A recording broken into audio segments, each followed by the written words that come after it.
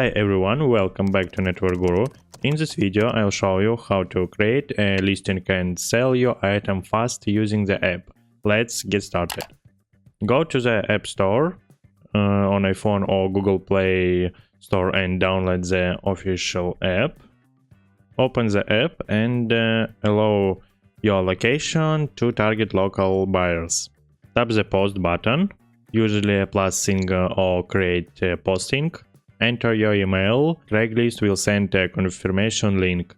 Check your email and tap the confirmation link to publish your listing.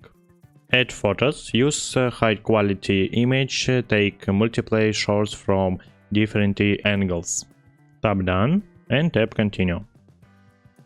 Now add a general location for convenience. Don't share your exact address. Tap continue. Choose a category, for example, for sale by owner. Select a subcategory that matches your item, for example, boats, computers. Posting title, make it clear and specific. For example, iPhone 15 Pro unclean, great condition. Price, set a fair price based on similar listing. Description, include details like brand, condition, and any defects.